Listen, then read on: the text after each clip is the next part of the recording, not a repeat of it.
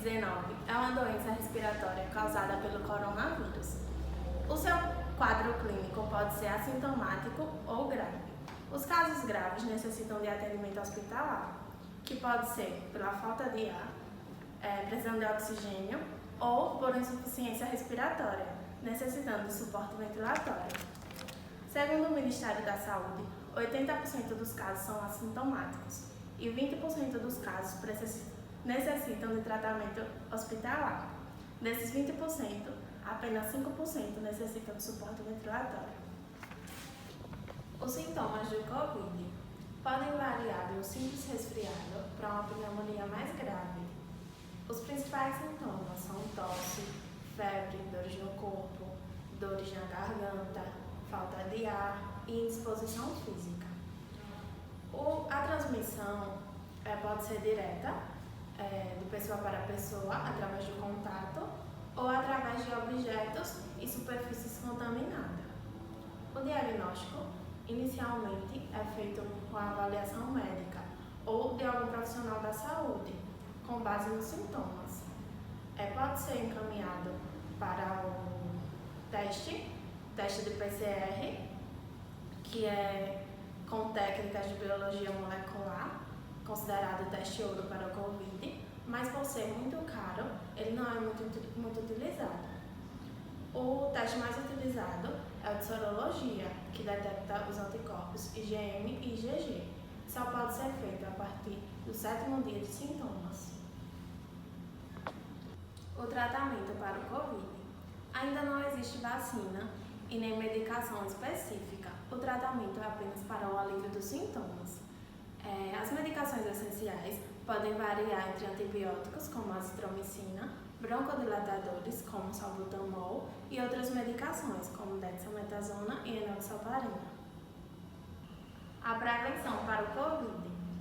É importante lavar sempre as mãos até o punho com água e sabão ou substituir por álcool 70. Usar máscara, sempre manter a distância de 2 metros de pessoa para pessoa, o isolamento social e sempre ao tossir ou espirrar, cobrir a boca e o nariz com os braços.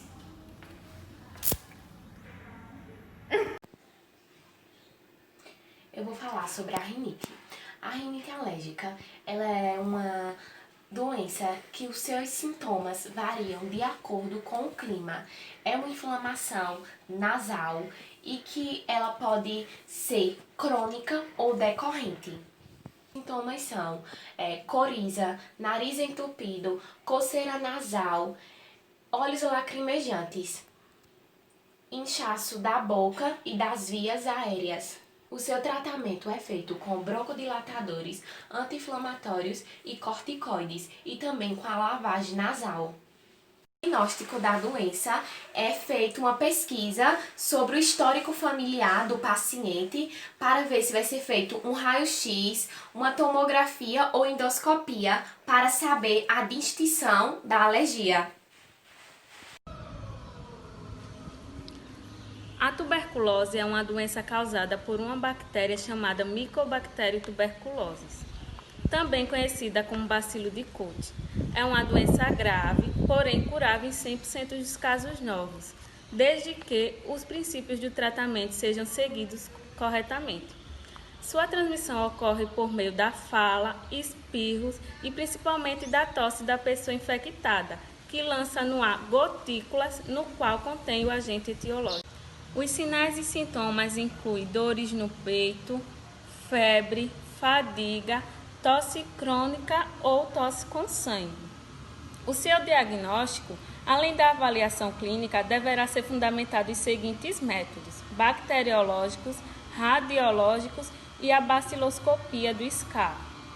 O tratamento ele é feito através de antibióticos.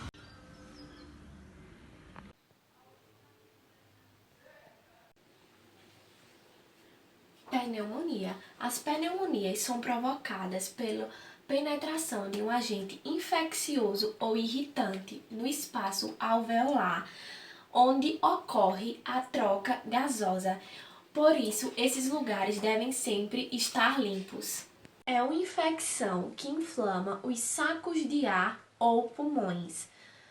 deixando eles cheios de líquidos ou pus. A infecção pode ser fatal para todas as idades, mas principalmente para crianças, bebês e idosos acima de 65 anos. Os seus sintomas são febre, tosse com catarro ou pus, calafrios e dificuldades respiratórias. O tratamento é feito com antibiótico, especialmente a penicilina, que é um fármaco especial para a pneumonia. Frequentemente são pedidos exames de imagens ou laboratoriais.